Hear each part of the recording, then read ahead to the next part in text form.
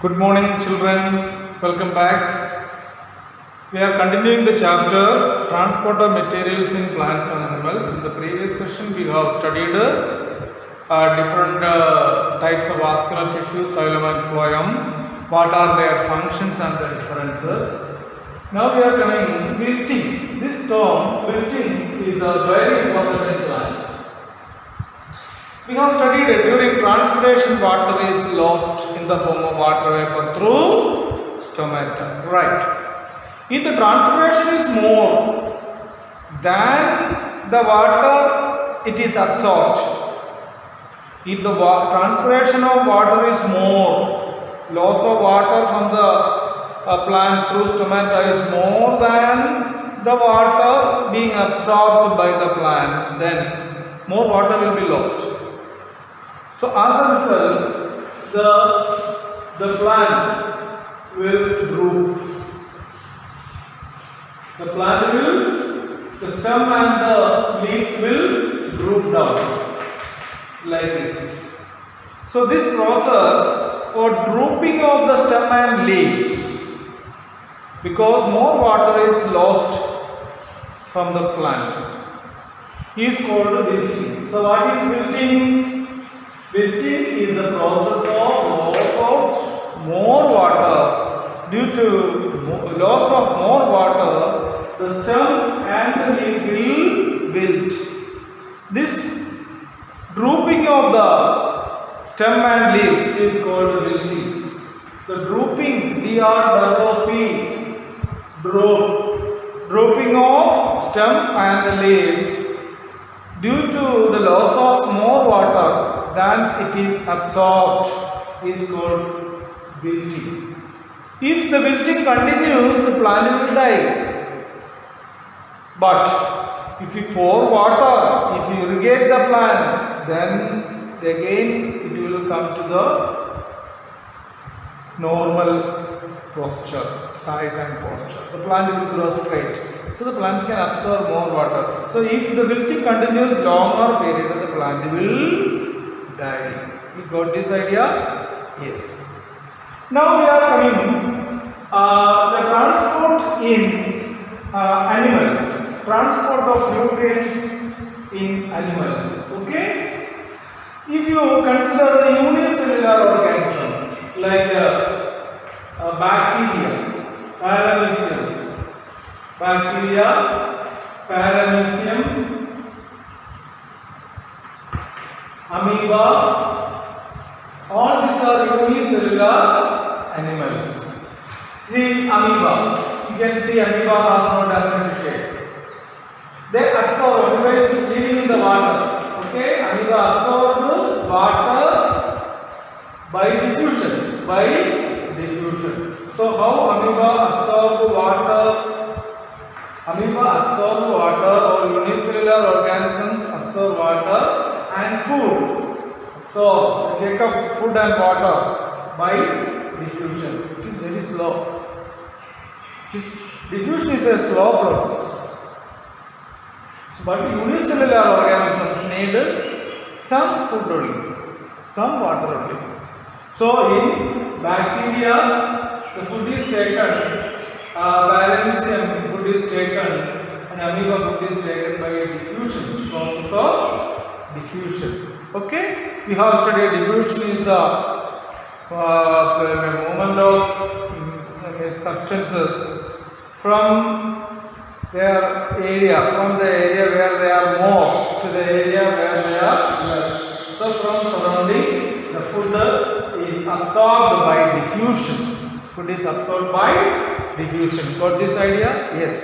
But in some multicellular animals, can you tell me some multicellular lower animals? Yes. Hydra, jellyfish, all these are growing in water. Hydra and jellyfish. You know Hydra? Yes, Hydra has tentacles like this. Hydra has tentacles. Yes, this is the mouth. Hydra has tentacles.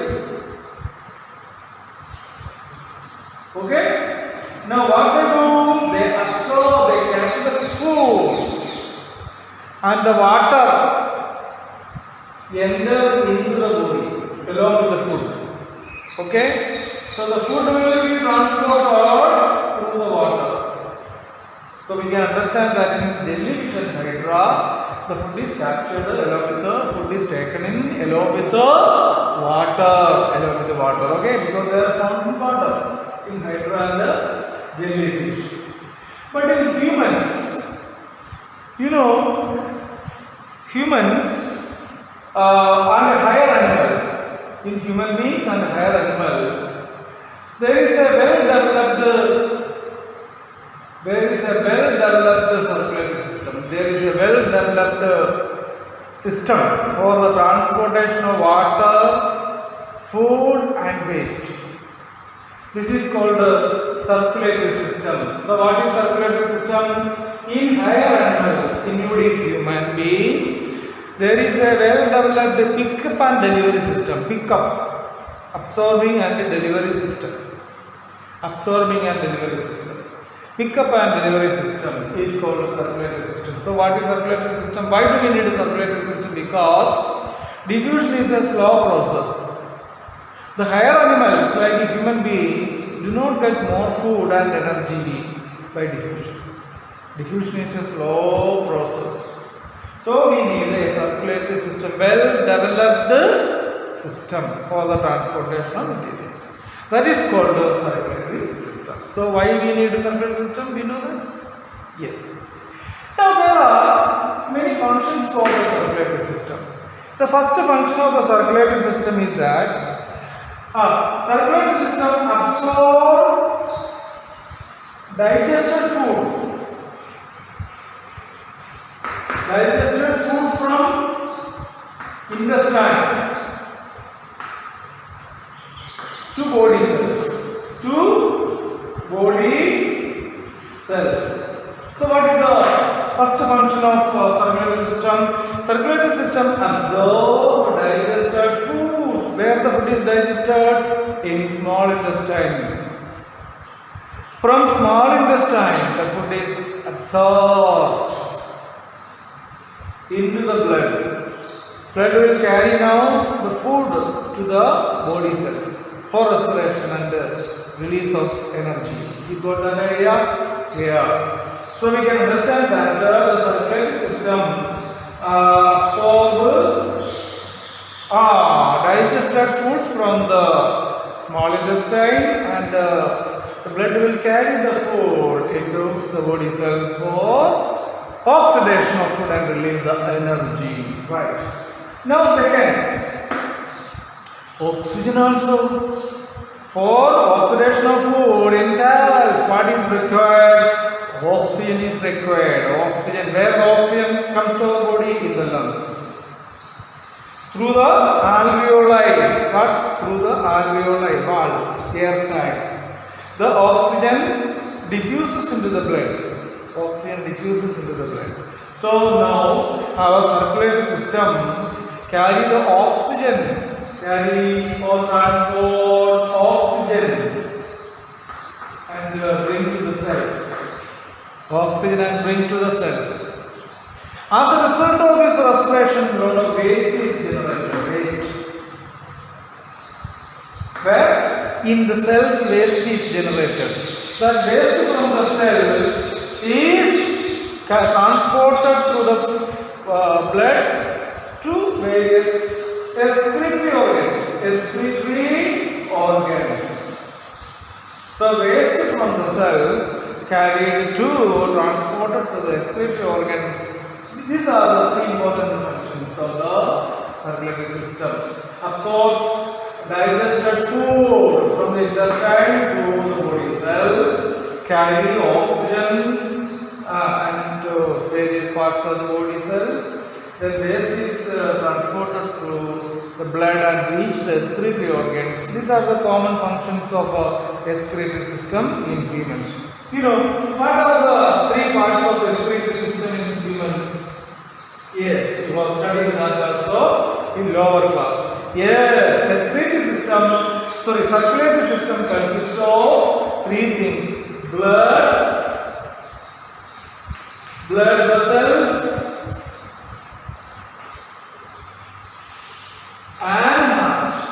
So these are the three parts of the circulatory system: blood, blood vessels, and heart. You know what is blood? Yes, blood is the fluid tissue. Blood. Now we are going to study about the blood. Blood is a fluid tissue. It has two parts. The first part of the blood is plasma. And what are the next parts? Yes, blood cells. Blood contains cells. The plasma is the fluid part of the blood. Fluid. Why the blood becomes fluid? Yes, because of the plasma fluid. You know plasma is yellow colored fluid. Yellow fluid. 90% of the plasma is water. But 90% of the plasma is water. 90% of the plasma is water. Now, this plasma contains food, water, and waste. So, plasma is very important. 90% of the plasma is water. It is yellow in color. Contains food, water, and waste materials. So plasma also transport. Blood and plasma transport various materials. So you got this idea? Yes, clear? Yes. So plasma and now cells. What are the cells? RBC. Now second WBC and platelets. RBC, WBC and platelets are the three types of blood cells in the blood. So what are the three types of blood cells we have studied in our classes? Here they are RBC, WBC, platelets. Now let's discuss RBC. RBC is disc-shaped structure. Disc-shaped structure. RBC contains a red pigment. What is the pigment? Red pigment. You know the name? Yes, it is hemoglobin. HAEMOGLOBIN. What is the function of hemoglobin? Yes, hemoglobin combines with oxygen and form oxyhemoglobin.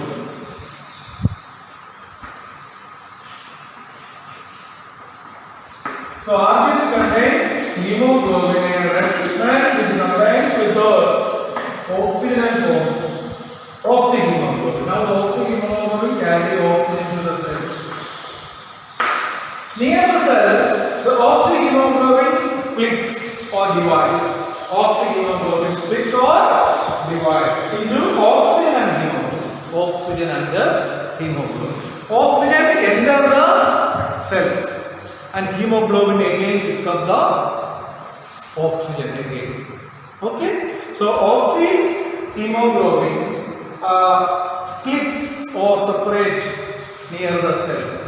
Oxygen separate and hemoglobin separate. Oxygen enter or diffuses into the cells and perform what is called the respiration inside the cells. And hemoglobin again carry the oxygen. So this is very important. Okay, oxygen combines with hemoglobin and form oxyhemoglobin. Right? Everybody is very clear. Now what is the next cell organelle? Yes, next cell organelle we can say the WBC. Very important. WBC is larger than RBC. Bigger than RBC and more in number. Less in number than RBC. Okay. So RBC is bigger than WBC is bigger than RBC, and WBC very important. White blood cells, they kill the bacteria and foreign substances. They kill bacteria. They kill bacteria and foreign substances. What is foreign substances? Yes, foreign substances means substances which are coming into our body from outside. Like foreigners coming to India. area. Okay, so into our body, very fine. You can see the foreign substances entering through the air. We inhale the air, no? We breathe in air, through which lot of bacteria and lot of germs and lot of dust particles and all these are called foreign substances. And what is the role of this substance? Kill the bacteria and foreign germs, and thereby protecting our body from infectious agents, pathogenic agents. Protect our body from bacteria and other germs. So it provides us immunity or resistance power to destroy, to kill the pathogen. Understood? What is pathogen? Pathogen means the disease causing microbes. Disease causing microbes. You got it? Now the last, platelets. Platelets, very good. Platelets. Platelets are lesser in number than RBC. Okay? These platelets, you can see the platelets, round or spherical. They help in clotting the blood. Clotting blood. When there is a wound or injury, when there is a wound or injury, any part of the blood will come out. After 1 or 2 minutes, the blood will stop coming out because of the clot. Blood will clot at the point of injury. This is due to the platelets. So platelets help in clotting the blood. So that's all in this part. Everyone is clear? We have studied different subtopics. Okay? Thank you very much.